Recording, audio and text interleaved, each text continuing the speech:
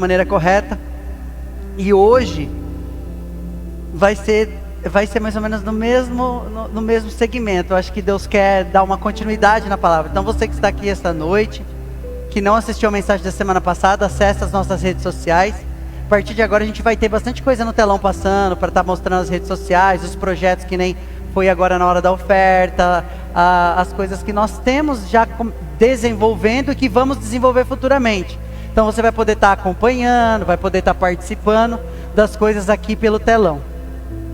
Eu quero fazer uma pergunta aqui, eu acredito que eu sei a resposta, mas eu quero que você levante a mão aqui. Quem é cristão? Eu acredito em Jesus. Acho que não teve ninguém que ficou com a mão abaixada, só o Gui? Ah, tá. Você tem certeza mesmo que você está levantando a mão para isso? Certeza absoluta? Não vai chorar depois, hein? Vocês levantaram a mão, eu não obriguei ninguém. Vocês viram que eu não fui ali e falei, não, aceita aí Jesus, levanta a mão porque você tem que ser cristão.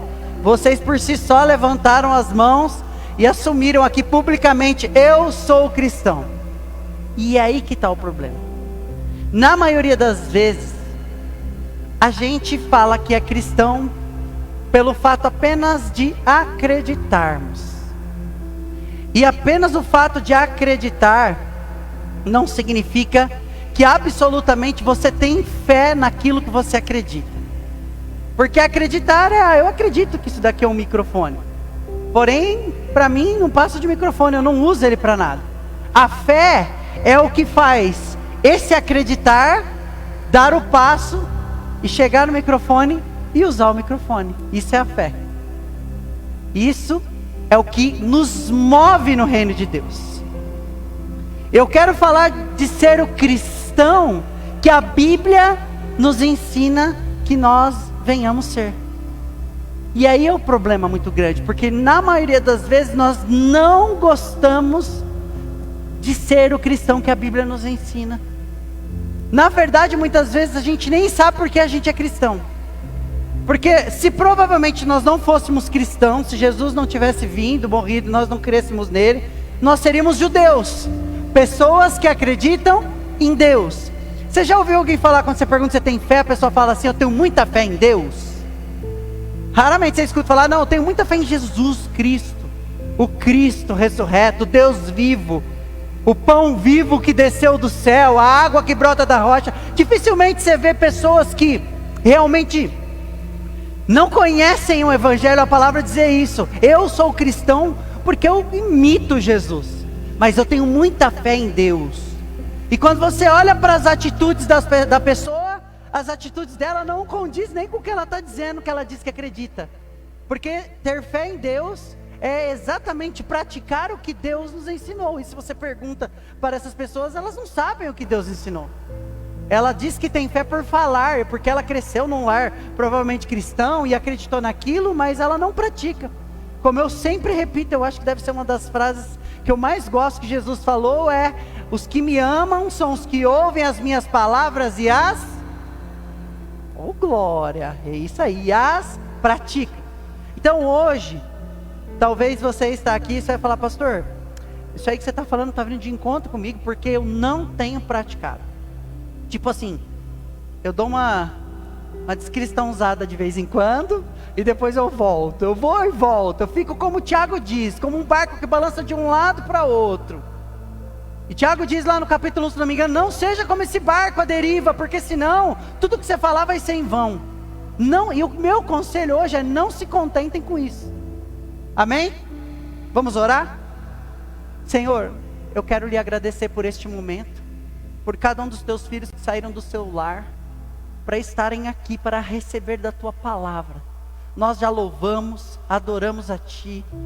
O Senhor já falou conosco na abertura, nas ofertas, mas agora nós queremos que a tua palavra viva e eficaz, que corta como uma espada de dois gumes, entre, Senhor, em nossa alma, entre nossa alma, nosso coração, nosso espírito, rasgue, meu Pai, e faça a transformação que o Senhor deseja. Em nome do Senhor Jesus. Amém. A Bíblia diz que quem nos constrange do pecado, que nos convence do pecado, é o Espírito Santo. Mas o sacerdote, o pastor, o líder, alguém que prega o evangelho, tem como intuito de convencer você através da unção do Espírito Santo a mudar de vida. Eu estou aqui hoje, estou pastor hoje, porque o Senhor colocou algo em meu coração um dia, justamente sobre esse assunto que a gente vai falar, assim como colocou no seu, que eu quero, em nome de Jesus, que você saia daqui com algo queimando no seu peito. Tem o louvor que a gente canta, deixa queimar, tem um fogo queimando em meu peito, que não me dá descanso. Eu gostaria muito que vocês saíssem daqui hoje, com essa palavra assim, ó, rasgando a sua alma, dilacerando a sua alma, para que amanhã não seja um dia como o domingo passado, talvez, que você nem se lembra, nem sequer o que foi pregado. Eu imploro em nome de Jesus, eu peço em nome de Jesus, que vocês saiam daqui com essa palavra. E eu quero trazer ao coração de vocês hoje o porquê é que somos cristãos, o que estamos fazendo aqui reunidos. Mas para a gente entender o valor do que estamos fazendo aqui hoje, de quem somos, a gente precisa entender como foi lá atrás. Tem pregações que não são bíblicas, elas trazem uma sensação. Às vezes pregações antropocêntricas. O que é antropocêntrica? É quando a gente prega só pensando no homem. Jesus não é o centro da palavra. O centro da palavra é o homem, é aquilo que você vai vencer, você vai dar. É óbvio que a gente precisa de motivação para vencer, para entender que Deus é por nós. Tem muitas passagens na Bíblia que diz isso, seja forte e corajoso, Deus cuidando da gente. Mas para a gente se tornar homens na fé, como Paulo diz, olha, eu li hoje, incrivelmente, Paulo dizendo o seguinte: faz tanto tempo que vocês estão vivendo a palavra de Deus, mas vocês ainda são bebezinhos na fé. Eu tenho que ficar dando leitinho para vocês. Não posso dar comida sólida, não posso dar feijoada para vocês, que vocês passam mal, e já faz tanto tempo. E o meu desejo é justamente isso, que vocês entendam, que talvez você veio aqui hoje esperando uma palavra de consolo ao seu coração, e se você precisar de um consolo, se você precisar chorar, no terminar do culto, você pode vir falar comigo, a gente chora junto, a gente se abraça. Se eu puder te ajudar na palavra de Deus, eu vou te ajudar, eu vou orar com você, eu vou te orientar. Mas a palavra de Deus é o que vai trazer transformação para a nossa alma. Por isso que pregação antropocêntrica, pregação sentimental, faz você arrepiar, faz você chorar, faz você ficar todo, ai, Deus falou comigo. Só que você vai embora para sua casa, e amanhã é segunda-feira, cara, e a sua vida continua. E aí aquele momento que você se sentiu amado, porque a palavra tocou seu coração, passa e vai embora, e você continua sendo a mesma pessoa, fazendo as mesmas coisas. E talvez o que te deixa triste, destruído, é as coisas que você faz. Porque eu não falei aqui, Jesus não disse que os que me amam são os que ouvem as minhas palavras e as praticam? E talvez a gente é só triste, frustrado, nossa vida não é uma vida em abundância. Quando eu estou falando em abundância, eu não estou falando de gente rica, bem sucedida, não é nada disso. É quando a gente vive a palavra de Deus, na íntegra. Eu não me canso de falar que a gente vive como se tudo fosse importante, e a gente tenta nos momentos livres enfiar Jesus nesses pedacinhos. Quando você entende esse propósito, você entende isso, você inverte a situação. Jesus é o centro da tua vida, e o tempo todo você está pensando a respeito do evangelho, do que você pode fazer para ser uma pessoa melhor, do que você pode fazer para exalar o bom perfume de Jesus, se aquilo que você vai falar agrada, se a sua atitude agrada, se a sua resposta agrada, se a sua reação agrada. Quer saber se uma pessoa realmente está no Espírito, é para você ver a reação dela, porque na ação todo mundo pensa. Então a ideia é você viver para Cristo e as outras coisas fazerem parte da sua vida.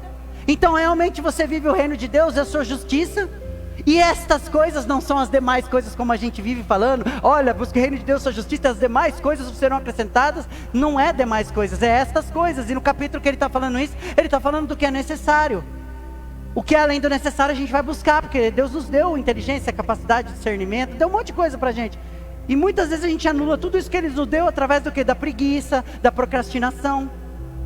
Então a pregação antropocêntrica que enche o seu ego, faz você arrepiar, chorar. O culto foi uma bênção, e amanhã você continua sendo a mesma pessoa. Agora a pregação bíblica, que é aquela que corrige, exorta, traz amor, traz às vezes um monte de coisa que você não quer ouvir, é essa que transforma. Porque a pregação bíblica não sai do pregador, sai da palavra de Deus. Você crê nisso? Eu creio nisso. Porque minha vida não foi transformada quando eu chorei num culto que foi emocionante, me chamaram para vir aqui na frente ajoelhar. Por quantas e quantas vezes eu vi isso, gente? Vivemos isso. de ver cultos lotados, e aí a palavra era tão poderosa, e quando você via, estava aquela multidão de gente chorando ali no chão, prostrada. No outro dia estava fazendo coisas horríveis para o céu e a terra ver. Enquanto pessoas foram transformadas com pequenos trechos da palavra. Você vê que a conversão de Lutero foi num pequeno trecho que ele ouviu de Romanos, que o justo, que a pessoa é justificada pela fé. Olha, ele escutou isso mudou a vida dele. Pessoa justificada pela fé, salvação justificada pela fé. Não é, aquilo mudou a vida dele a ponto dele fazer uma revolução. Por isso que você está aqui hoje, já começa por aí. Porque se ele não tivesse feito essa revolução aquele dia, brigado, depois morrido um monte de gente, nós não estaríamos aqui hoje como cristãos que seguem o Evangelho. A gente teria que seguir uma única religião, ou uma única doutrina de fé. Então que essa palavra seja uma palavra que você saia daqui arrebentado pelo constrangimento do pecado. Porque é isso que vai fazer você mudar de vida. Todas as vezes que a humanidade passava dos limites, o que Deus fazia? Descia do céu e fazia o quê? Vou fazer uma massagem em você, senta aqui, olha, você está muito estressado, por isso está fazendo muito pecado, muita coisa. Era isso que Deus fazia? Não, a ira de Deus era derramada. Olha que coisa incrível, por muitos e muitos anos, o povo que cria em Deus, recebia a ira de Deus. E o mais terrível, é que quando Deus derramava a ira dele, infelizmente, no meio da multidão, no meio das pessoas que talvez ainda assim acreditavam em Deus, aquela ira era derramada. Talvez não pegando na pessoa, mas pegava no irmão, no primo, em alguém, e isso destruía a estrutura das pessoas. A gente pode ler o livro de Juízes, a gente vai ver várias e várias guerras, inclusive uma delas acontece entre as próprias tribos de Deus. A tribo de Benjamim lutando contra todas as outras tribos, e morre 40 mil, morre um monte de gente. Você acha que um monte de gente ali não ficou arrasado, destruído, porque seus familiares foram para essa guerra e morreram, e nem tinham nada a ver com o negócio que aconteceu lá? Que foi a passagem da mulher que foi estuprada, e o marido dela corta ela em 12 pedaços e distribui para cada tribo lá, para poder mostrar o que tinha acontecido. E o povo vai lá na tribo de Benjamim tirar satisfação, e acontece aquela guerra e morre um monte de gente. Inclusive uma das nações, uma das tribos quase é dizimada. Ou seja, quanta coisa terrível aconteceu no passado. A gente não tem noção disso. Então toda vez que o povo pecava demais, Deus fazia algo. Muitas vezes era a ação de Deus, pela ira vindoura, pela ira de Deus, e matava mesmo, fazia um monte de coisa. E muitas vezes era só o afastamento de Deus. Quando a gente olha para o final de Malaquias, que é o último profeta do Antigo Testamento, de Malaquias até chegar no primeiro capítulo de Mateus, foram 400 anos Deus em silêncio. Você gosta quando você precisa de alguma coisa de Deus, e você está clamando a Deus, e parece que Deus não te responde? Não é a sensação mais horrível do mundo, quando você está desesperado, alguém está doente, alguém está para morrer, alguém está lá, alguma coisa, você precisa muito de Deus, você ajoelha, você chora, você clama, e parece que nada acontece, parece que Deus está em silêncio. Não é terrível isso? Imagina esse povo, que via o maná cair do céu, coluna de fogo, via tudo que você pode imaginar no deserto, viram todas as maravilhas que Deus fez, de repente Deus fica em silêncio por 400 anos. Então Deus agia de duas maneiras. Uma era nação, uma delas foi o quê? O dilúvio, Sodoma e Gomorra, quando ele manda fogo, devasta tudo, dilúvio, quando mata todo mundo, e várias outras passagens na Bíblia.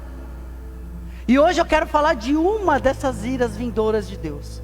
Um fato que aconteceu lá no capítulo 16 de Números, e é muito incrível isso, porque ela estava falando sobre números aqui, sobre as coisas, sobre Gênesis, e eu fiquei pensando assim, falei, cara, quanto tempo faz que eu não prego algo sobre números e de números do Antigo Testamento desse jeito? Eu falei, nossa, é muito incrível, porque eu estou desejando que vocês cada dia estejam um aqui fazendo um momento da oferta, outro abrindo o culto, e eu falei para vocês, pessoal, procurem-me, não preciso eu ficar indo lá pedir, a comunidade é nossa. E ontem ela me chamou e falou, estou disponível para abrir o culto, só me avisa com antecedência, tá? Eu falei, amanhã. Já mandou 2 olhos desse tamanho no WhatsApp. É simples assim. Acordou 5 da manhã, estava até agora meditando na palavra. E isso é bom, porque isso é temor. É medo de subir aqui e falar qualquer porcaria. Porque o que mais tem, o que é mais fácil é qualquer um subir e falar o que quer. Porque quando você fala com autoridade, propriedade, sabe o que você está falando e não é mentira, não é para enganar, não é para distorcer, Deus transforma. Porque assim como fez comigo, fez com vocês também e faz com todo mundo. E aí olhando para isso, a gente tem que entender o que aconteceu lá em Números. Números ainda o povo estava no deserto, vai ver na história, gente, olha que coisa louca. O povo ainda estava no deserto, o povo já tinha saído do deserto, Deus pediu então para que se formasse as tribos. Eu não sei se vocês sabem, as 12 tribos de Israel através do filho de Jacó. Jacó teve 12 filhos. Aí Deus fala o seguinte, vamos fazer a divisão das terras. O povo saiu, já tinha saído do Egito, já não era mais escravo, já não comia mais chuchu e cebola, estava uma bênção, agora era pão de mel caindo do céu, era água filtrada da rocha, era churrasquinho de codorna, era uma bênção, para quem estava no deserto comendo chuchu e cebola, aquilo era maravilhoso. Então Deus fala o seguinte, só que como vocês não têm muito o que fazer, e vocês saíram de lá em mais ou menos 600 mil pessoas, como vocês não têm muito o que fazer, vocês estão multiplicando muito, o povo não tinha o que fazer, você imagina no meio do deserto sem nada para fazer? O povo fazia filho, chegou um tempo que tinha 2 milhões de pessoas, como é que cuidava de 2 milhões de pessoas? Deus falou, vamos fazer o seguinte, vamos distribuir em tribos. É tipo assim, como se fossem as cidades. Eu gosto muito de falar sobre isso, porque isso dá um parâmetro. Acho que falamos sobre isso no estudo dessa semana agora, não foi? Então dos 12 filhos de Jacó, saíram as 12 tribos. Na verdade 13 tribos, não 12. Por quê? Porque José teve 2 filhos, não existe tribo de José. Só lá em Apocalipse que vamos ouvir isso, porque é a tribo real. Mas é Efraim e Manassés, então eram 13 tribos. E dessas 13 tribos, quem que ia ser o pessoal que cuidava da parte espiritual desse povo? A tribo de Levi, o irmão de Moisés, Arão, sacerdócio levita, a descendência dele foi a tribo de Levi. Então imagina 2 milhões de pessoas distribuídas como se fossem cidades. Então Deus fala o seguinte, vou dar terra para todos vocês, menos para a tribo de Levi.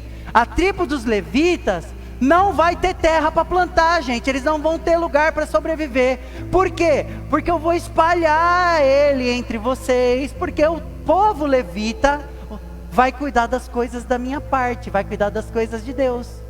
Mas pastor, não tinha igreja naquela época evangélica, pentecostal, não tinha ministério de discípulos, não tinha assembleia, não tinha, era tenda, eram as tendas do encontro. Então os levitas, deles sairiam ainda os sacerdotes levitas. Não era todo levita que era sacerdote, ou seja, não era todo levita que era pastor. Alguns eram sacerdotes que eram responsáveis e encarregados em cuidar das coisas de Deus, montar. Eu vou começar a desenhar aqui, vocês vão começar a ver as coisas de agora. Tudo que é do passado era uma sombra do que estava por vir hoje. Então o sacerdote levita eram os únicos que podiam mexer com as coisas de Deus. Se você fosse da tribo de Benjamim, vamos supor, você fala assim, hoje eu quero ser pastor, eu quero ser ajudante aqui. Não pode. A Bíblia narra que quem tocava na Arca da Aliança que não era permitido, morria fulminado na hora. Era só para quem era permitido. Vocês vão entender onde eu vou chegar daqui a pouco. Por isso que eu perguntei se vocês são cristãos mesmo. E o que acontece? Distribuído as 12 tribos, Deus pegou lá 30 mil levitas, colocou numa 20 mil na outra, 15 mil na outra, espalhou-se pelas cidades e montavam-se as tendas dos encontros. O que era essa tenda do encontro? Era onde Deus descia em forma de fumaça. Dentro dessa tenda era feita com os panos da maneira correta, na cor correta, no tipo de tecido correto. Os utensílios eram detalhados por Deus. Você pode ler lá depois de Levítico e Números. Eram detalhados o incensário que usava, a vara que usava, tudo que usava era detalhadamente como Deus queria.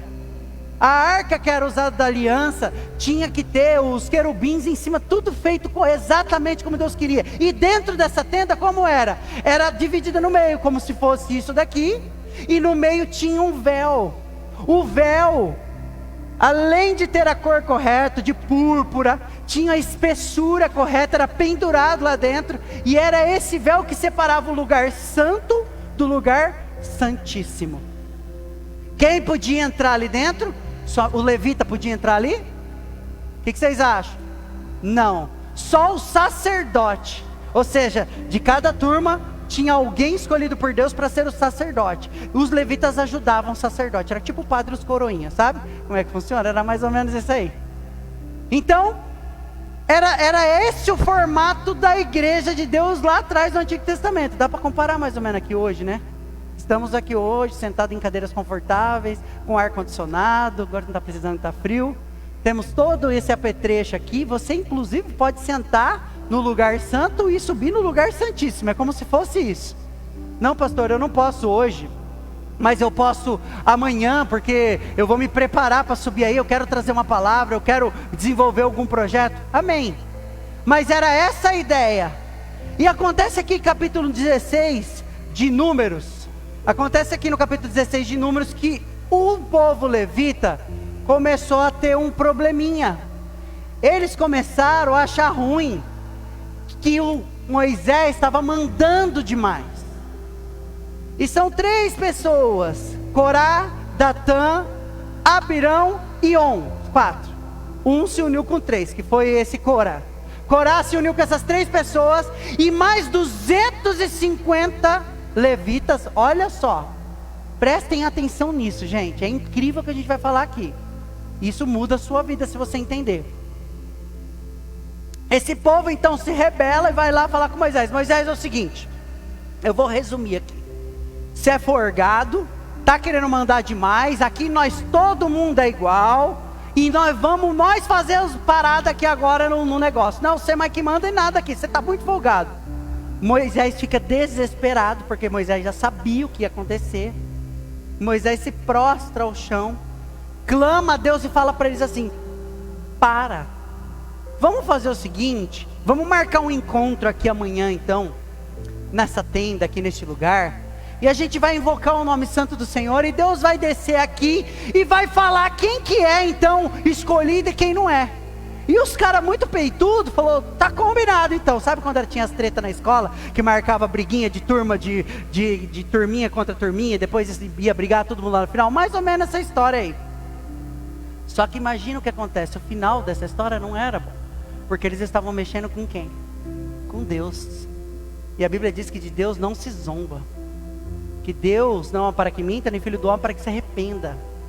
A gente hoje faz um monte de coisa que, se a gente sonhasse o quão espiritual é as palavras que a gente fala, porque a gente declara que é cristão, se a gente sonhasse como isso funciona, que o que sai da sua boca tem poder. Muitas vezes você fala: tem poder o que não presta, porque o que é bom eu falo, parece que não acontece. Mas se você soubesse isso, se você pudesse enxergar o mundo espiritual à sua volta, teria coisas que você jamais falaria.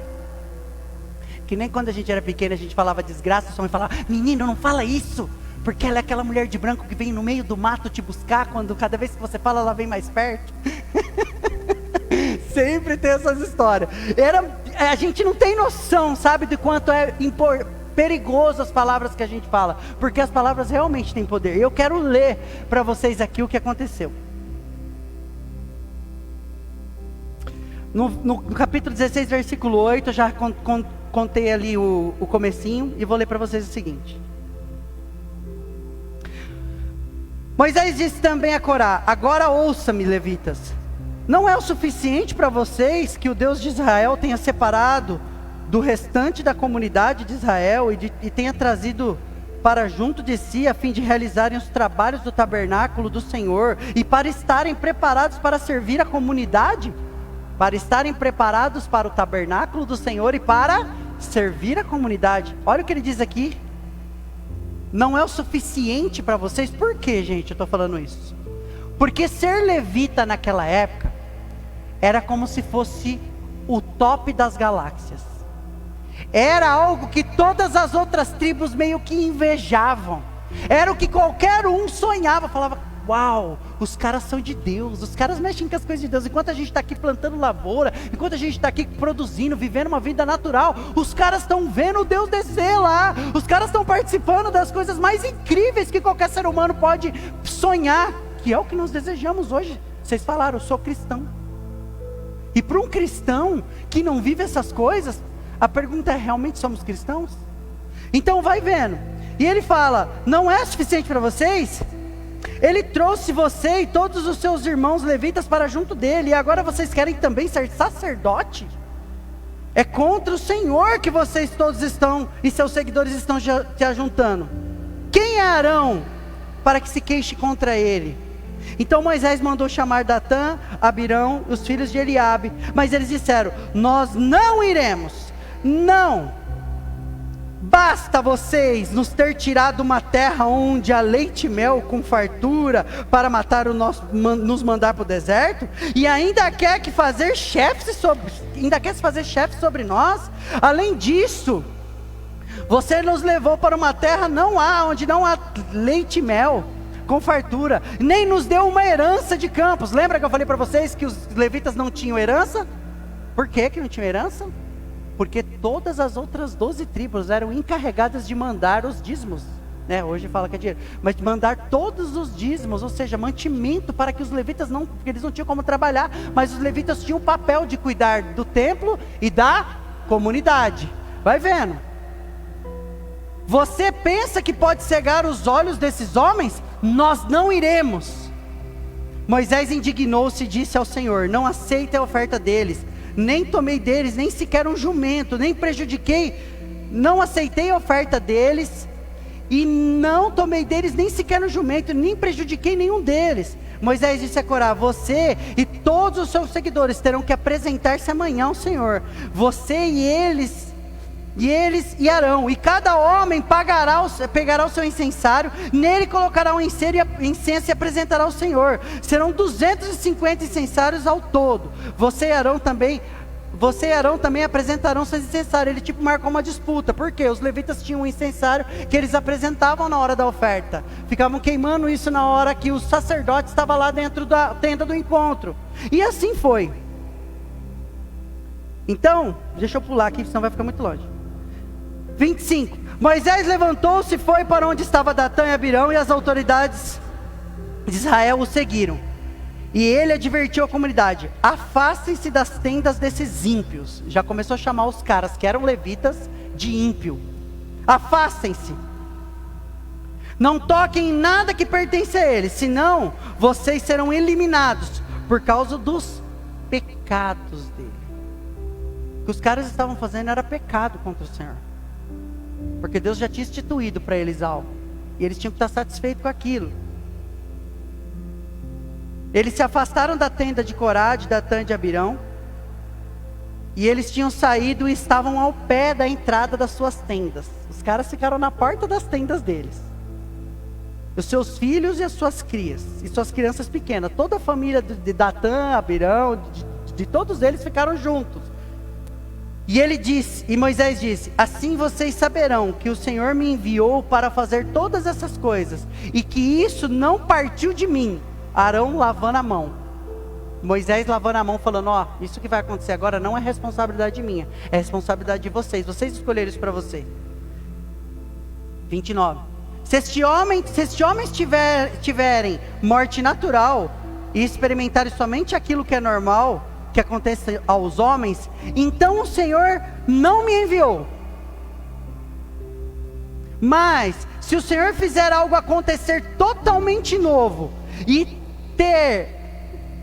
e a terra abrir a sua boca e os engolir junto com tudo que é deles, e eles descerem vivos à sepultura, os caras, olha o que Moisés falou: se eles morrerem naturalmente, eu não sou homem de Deus, mas se a terra abrir e engolir tudo, ele, as casas, a tenda, o cachorro, as crianças, tudo será engolido deles, aí vocês então saberão que esses homens desprezam o Senhor. E assim que Moisés acabou de dizer tudo isso, o chão debaixo deles se abriu, e a terra abriu a boca e os engoliu juntamente com as suas famílias, com todos os seguidores de Corá, com todos os seus bens, desceram vivos à sepultura. Contudo, os que possuíam a terra com tudo que possuíam, a terra se fechou sobre eles, e desapareceram no meio da assembleia. Imagina a cena, gente, aquela multidão de gente. Você lembra quando tinha briga na escola, que falava que tinha uma briga, juntava aquela roda de gente em volta para ver a briga?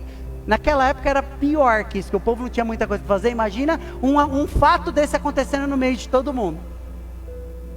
Todo mundo em volta, afastado, Moisés falando com os caras, e de repente a terra se abre e engole todo mundo. Todas as famílias desses caras, todo mundo que duvidava. E a Bíblia vai continuar dizendo o seguinte: que eles, e mais os 250 foram engolidos pela terra. E ainda não para por aqui, o negócio continuou ainda. O povo, uma parte do povo não gostou daquilo que aconteceu. Preste atenção aqui em mim. O povo teve um monte de gente que, por mais que as coisas estão certas, sempre tem uns que discordam daquilo. Estando certo, o cara está vendo que está errado, mas ainda discorda do negócio. A Bíblia diz que teve alguns que discordaram. Esses também pecaram. E Deus manda uma epidemia lá no meio, começa a morrer gente. Vocês começam... Gente, olha isso daqui é uma fagulha da ira de Deus. O Arão teve que correr, oferecer sacrifício, porque como é que era pago os pecados antigamente?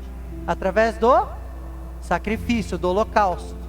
Levava lá o cordeiro para ser imolado e o sangue derramado pagava o pecado. Então Arão teve que correr, um monte de gente pegando da epidemia, morrendo. Arão correu, ofereceu uma oferta e a Bíblia diz que a ira de Deus se cessou. Moisés diz, a Bíblia narra que a ira de Deus cessou. Teve que oferecer um holocausto. E onde era feito esse holocausto? Na tenda do encontro. Tinha um lugar lá de oferecer. Então isso aqui era a narrativa de como funcionava no Antigo Testamento o templo. Se vocês acham que se vocês morassem lá naquela época, vocês poderiam estar sentados, escutando uma palavra, louvando, com tudo maravilhoso como temos aqui hoje, e muitas vezes nem assim damos valor, nós estamos completamente enganados. Para vocês terem uma ideia, a Bíblia não diz isso, mas os estudos dizem que o sumo sacerdote, o sacerdote que podia entrar no santo do santo, ou seja, passar pelo véu, era uma vez por ano que ele fazia isso. E eles contam que quando esse sacerdote ia entrar lá dentro, eles amarravam uma corda na cintura. Isso é estudo, tá? Se você fizer uma teologia ou estudar acerca desse assunto, você vai ver, eles amarravam uma corda, porque se o cara entrasse lá e tivesse pegado, ele era fulminado vivo lá dentro. Como é que tirava esse cara lá de dentro? Não tinha como tirar, o cara ficava morto lá, e ninguém podia entrar, porque era só o sacerdote. Então eles amarravam uma corda e o cara entrava. Imagina o medo que o sacerdote já entrava lá dentro. Além de tudo, imagina a pressão psicológica, o medo. Porque se ele tivesse pecado, não tivesse feito oferta, não tivesse feito holocausto no tempo certo e entrasse em pecado, morria fulminado lá dentro. Então quando acontecia isso, os caras arrastavam o cara morto por uma corda. Essa era a luta e a dificuldade que as pessoas passavam para ter relacionamento com Deus. Só que olhando para o lado bom, os sacerdotes e os levitas eram como se fosse Jesus. Eram os intercessores do povo e Deus. Aí o que acontece? Os anos se passam e vem Jesus. E o que Jesus faz? Morre, ressuscita. E a Bíblia diz que o véu se rasgou, o véu se rompeu. E o que ele fez? Agora não tem mais o sacerdote levita, não tem mais o pastor. Agora nós, você que se diz cristão, eu, somos os sacerdotes de Deus. Aqui em Hebreus capítulo 10, versículo 16 a 17, eu quero ler para vocês também. Hoje vai ser um negócio muito louco aqui. Do versículo 15, olha o que o escritor dos Hebreus, abre aí sua Bíblia se você tem. Quem tem Bíblia de papel, dá um glória a Deus. Olha que bênção, glória a Deus mesmo, hein? Os sacerdotes que não tiverem Bíblia de papel, cuidado, viu? Hebreus capítulo 10. Agora vocês vão entender quem são vocês. Hoje vocês vão sair daqui sabendo quem vocês são diante de Deus. Hebreus capítulo 10, versículo 15. Tão gostoso ouvir esse barulhinho. Os pastores da antiguidade, Rafael, de 10, 15 anos atrás, escutavam, balançavam o cabelo. Por isso que a maioria dos pastores antigos era careca. Porque o vento da Bíblia, assim, ó, ia arrancando todos os cabelos.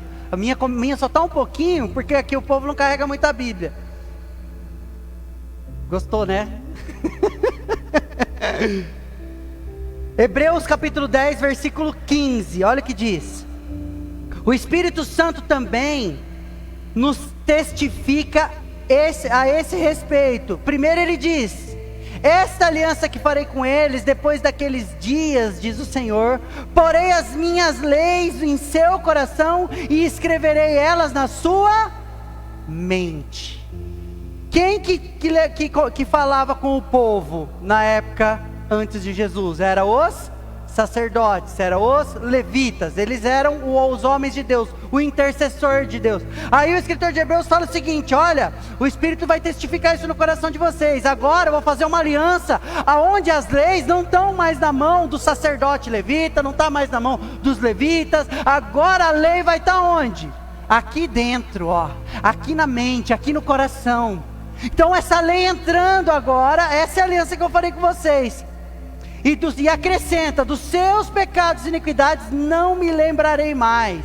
Porque agora não precisa mais o Arão, o sacerdote, o pastor, o bispo, não precisa mais ninguém ir lá oferecer sacrifício para pagar seu pecado.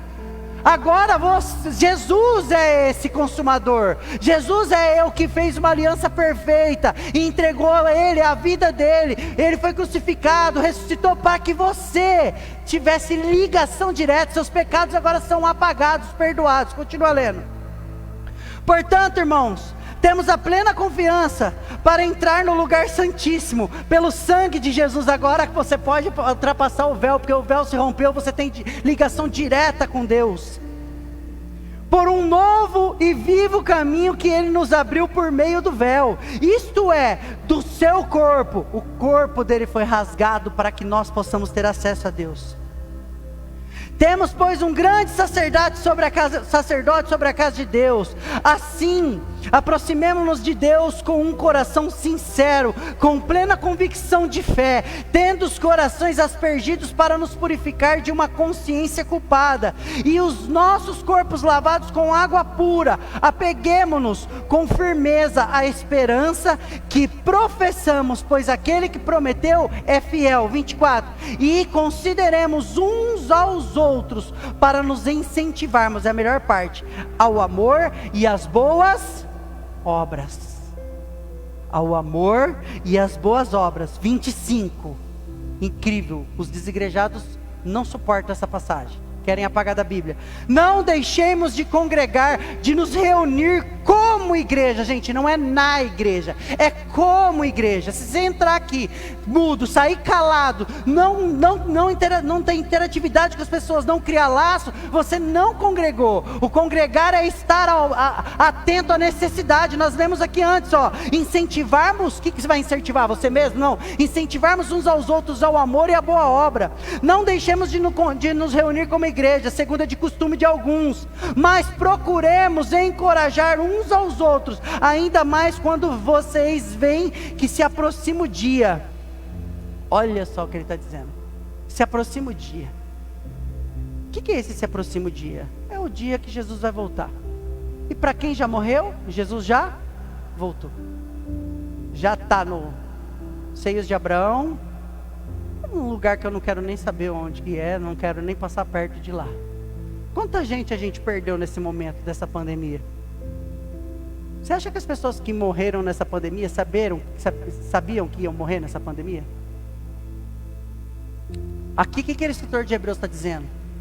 Para a gente estar em comunhão, gerando amor, cuidando da comunidade, congregando, anunciando as boas novas, motivando um ao outro, porque a gente não esfriou nessa caminhada, a gente não esfriou nessa pandemia. Quantas vezes durante essa pandemia você falou: caramba, dá para viver sem igreja de boa, ó. Consigo colocar um churrasco tranquilo no horário do culto, não sinto a mínima falta, consigo inclusive passar meses sem tirar R$1 do bolso e ajudar uma pessoa necessitada, inclusive consigo tudo que não for relacionado ao reino de Deus, viver vida natural, vida totalmente com a imaginação. Eu creio em Deus, eu tenho fé em Deus, mas na verdade não vivendo uma vida como Deus nos chamou para viver. O mais incrível é que em 1 Pedro, capítulo 2, versículo 9, o Pedro escreve o seguinte: mas vós sois geração eleita, povo que Deus escolheu, sacerdócio real. Acabou a instituição da tribo de Levi, todos vocês são sacerdotes de Deus.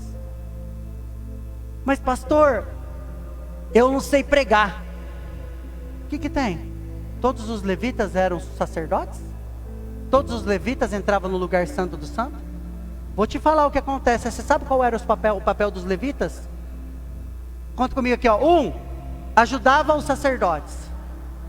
Você consegue ajudar o pastor na igreja? Você consegue ajudar um missionário na obra? 2, cuidava dos utensílios do templo. Nós temos um templo. Isso não salva ninguém. Mas pessoas que vêm até aqui, sentam aqui, escutam a palavra, são discipuladas, acolhidas e transformadas, elas mudam de vida. Você consegue auxiliar aqui? 3, montavam as coisas, porque naquela época a tenda do encontro ia mudando. Eles iam caminhando pelo deserto, desmontava toda a tenda e tinha que montar. Graças a Deus nós não fica desmontando, tirando de prédio ou não. Mas a gente tem que estar sempre mexendo, inovando, criando. Você consegue fazer isso? 4, cuidava da adoração. O que nós fizemos aqui hoje juntos? Por que temos um ministério de louvor? Para ser um show gospel onde eles estão cantando e você fica aqui olhando? Ou para que eles nos motivem e nos levem à adoração? Hoje o meu coração ficou feliz, porque eu vi vocês adorando de toda a alma, de todo o coração. Isso me alegra, porque é o que temos a oferecer a Deus. Eu não sei tocar, pastor, mas eu ajudo aqui na hora de cantar, porque a minha voz sobe como incenso suave. A minha voz, a minha lágrima, o meu choro, em conjunto, adoração. 5, cuidavam dos órfãos. Antigamente, os órfãos eram deixados com o sacerdote, gente. Ou vocês acham que tinha, como é que é o nome? Orfanato. Eram os sacerdotes que cuidavam dos filhos das pessoas que morriam lá. Morria o pai e a mãe. Nós temos as histórias na Bíblia. Ele entregava lá para os sacerdotes. Pastor, mas eu não consigo cuidar de uma criança assim. Mas você consegue contribuir com uma comunidade que ajuda esse tipo de criança. Você sabia que as suas ofertas ultimamente, que você tem entregado aqui, tem ido lá no sertão, tem ido lá nas tribos indígenas, auxiliar as pessoas, as criancinhas que não têm leite, as crianças lá? As suas ofertas vão para lá, porque nós temos um missionário que faz isso. Você sabia que as contribuições que você oferta e dá aqui, vai para ONGs que têm cuidado de criança? Como eu sempre disse, não vai para o bolso do pastor. Vai para ajudar a gente. Enquanto ela estava falando, estava passando aqui. No meio da pandemia, só para vocês terem uma noção, tá? No meio da pandemia, no mês passado, nós não conseguimos arrecadar nem R$1.300. Com todas as ofertas que entrou. Quase mal pagamos as custas do prédio. Que são mínimas, mas temos. E mesmo assim, a gente assistiu, não é doou. A gente assistiu 7 famílias. Umas com comida, outras com leite especial, outras com roupa. A gente fez isso. Você fez isso, porque se você não tivesse contribuído, não tinha acontecido. E quando não tem daqui, Deus manda de fora ainda.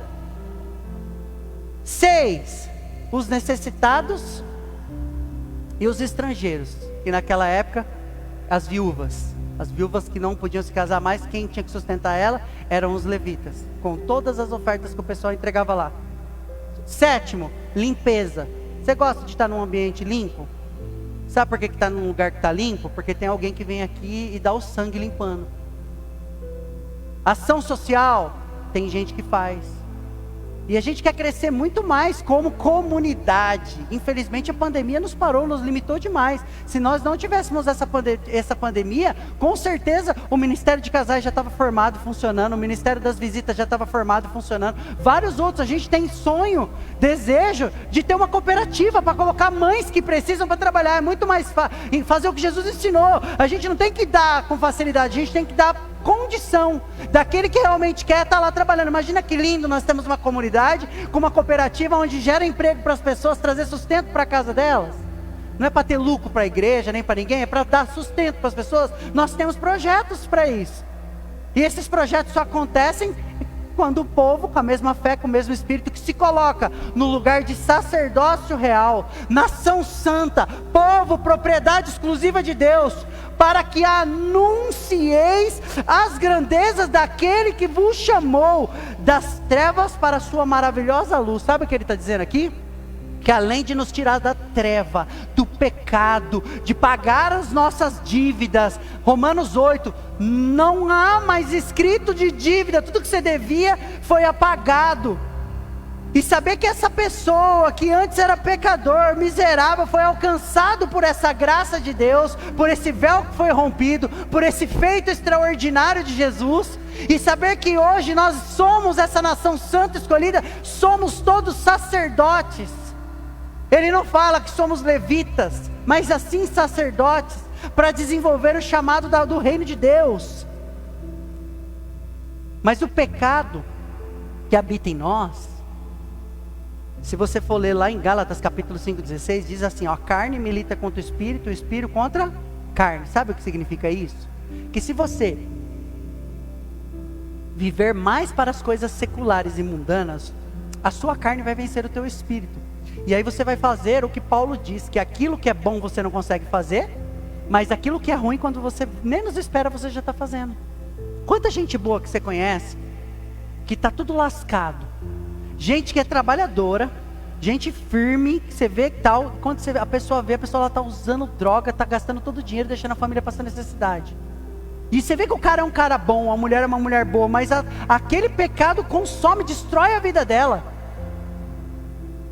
O que acontece? A carne vence, por quê? Porque o espírito enfraquece, ou seja, só você estando realmente inserido e mergulhado, se posicionando como homem e mulher de Deus, como sacerdócio, como nação santa, como povo escolhido, e entendendo que independente das suas limitações e fraquezas, tudo é por Ele, para Ele e através dEle. Você pode dar um glória a Deus? Se quiser mais um pouquinho, nós temos aqui, ó. E para não mudar, você pode falar, nossa pastor, mas é fácil você falar isso. Não, Jesus também sofreu isso. Como assim, pastor? Quando Jesus estava lá no Getsemane, chorando, desesperadamente, o que ele pediu para Deus? Pai, eu queria um escravo um pouco maior, porque eu estou aqui meio que prevendo, e parece que eu vi, esses escravos só vão ter 15 centímetros. Será que não pode ter uns de 25 mais grossos? Para furar as minhas mãos e os meus pés, porque aqueles ali vão doer pouco. Foi isso que Jesus estava lá pedindo para Deus? O que ele estava pedindo? Senhor, olha, eu sei o que eu vou passar, eu sei do sofrimento que vai vir, mas todavia, seja feita a tua vontade. Todavia, seja feita a tua vontade. E no capítulo 5, versículo 8 de Hebreus, a Bíblia diz o seguinte, que ele, Jesus, aprendeu por meio dos seus sofrimentos a ser obediente a Deus. Como assim? Não estou entendendo, pastor. A Bíblia diz que o próprio Cristo aprendeu a ser obediente a Deus, porque ele diz, eu não vim para fazer a minha vontade, vim fazer a vontade de quem?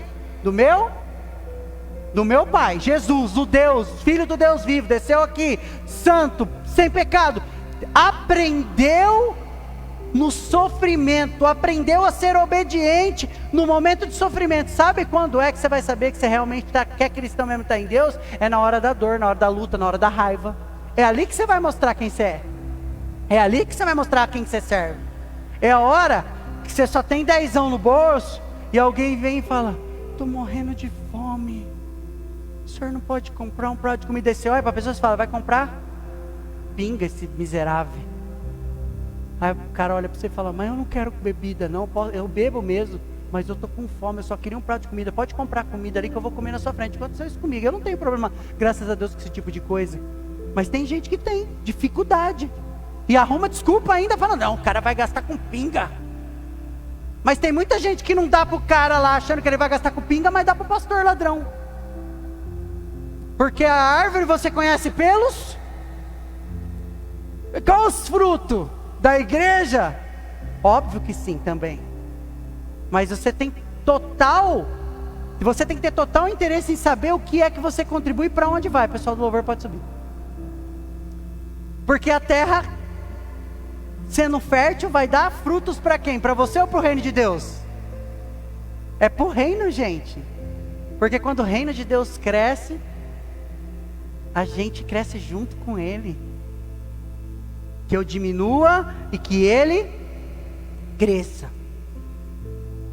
O pecado é tudo aquilo que contradiga o caráter de Deus, é uma oposição a Deus, é a quebra do relacionamento pessoal com Deus. Por isso a ira de Deus. Você sabe por que Deus fica muito bravo quando você peca? Mas graças a Deus nada te acontece, porque Jesus pagou o alto preço. Jesus fez isso. Só que para Deus, a tristeza do coração dele é saber que Jesus morreu, ele mandou o filho dele, foi moído, foi arrebentado, foi crucificado, foi destruído, e você muitas vezes cospe nisso.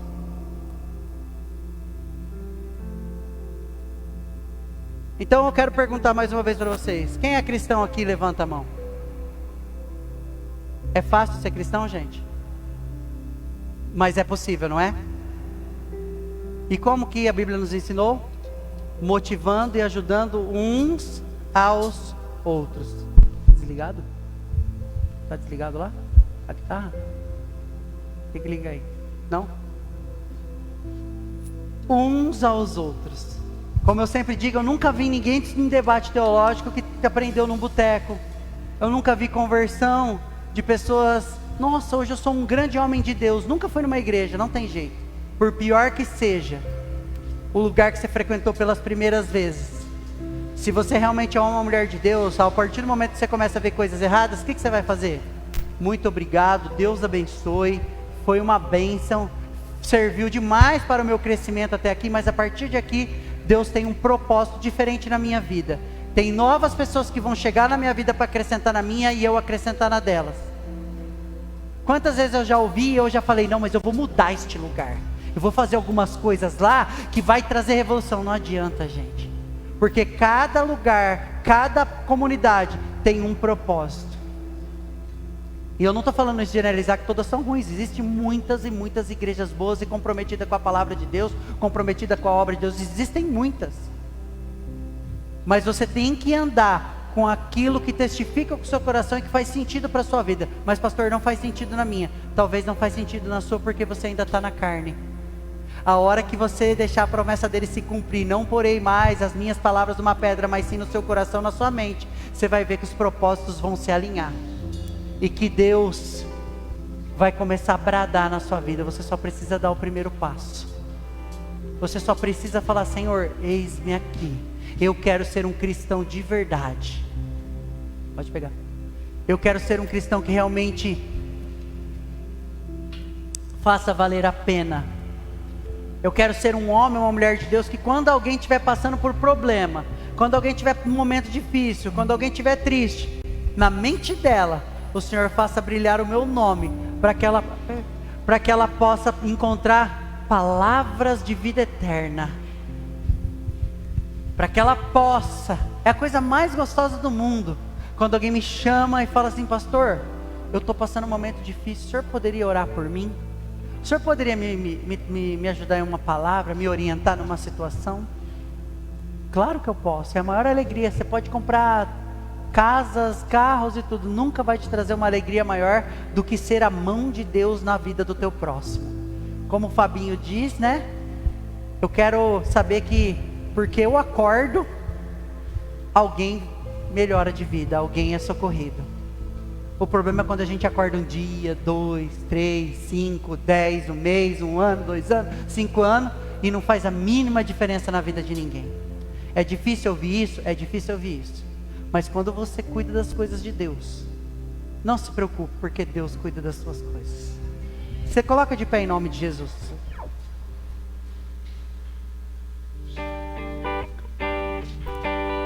E depois de uma palavra como essa, vamos louvar ao Senhor com alegria, com motivação.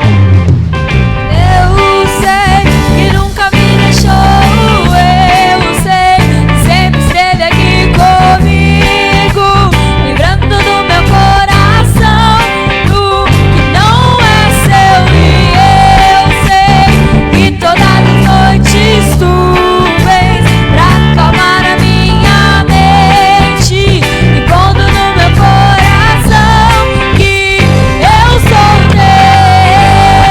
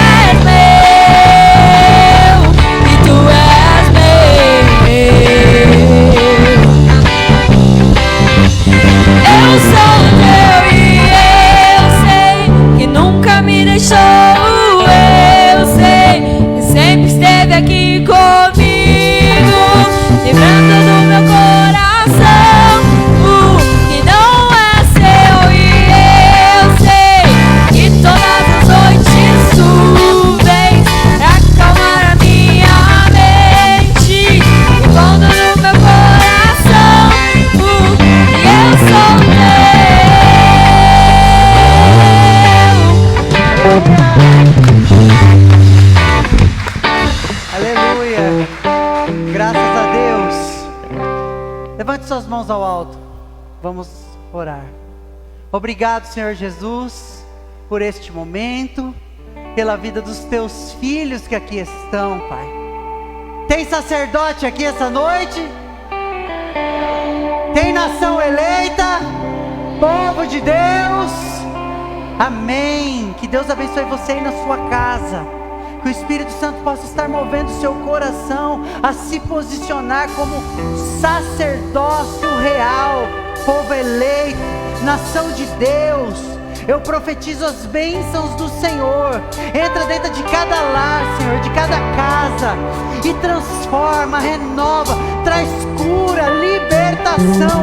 Abre os olhos do teu povo para este ministério, ministério discípulo, o ministério onde, Senhor, nós queremos exalar o teu bom perfume, o teu amor, a ajuda ao próximo. Queremos acolher você que está ferido, que está cansado de igreja, instituição religiosa, de fardo. Estamos aqui para acolhê-los, para trazer o amor de Deus, o Cristo vivo, sem religião, apenas através da sua palavra. Venha fazer uma visita, venha nos conhecer e abençoa cada um dos teus filhos que estão em casa em nome de Jesus. Abençoa cada um dos teus filhos que estão aqui hoje e que nos dê uma semana linda, maravilhosa e abençoada em nome de Jesus. Que a graça, a paz e a consolação do nosso querido e amado Espírito Santo de Deus venha estar conosco hoje e todo sempre. Aleluia!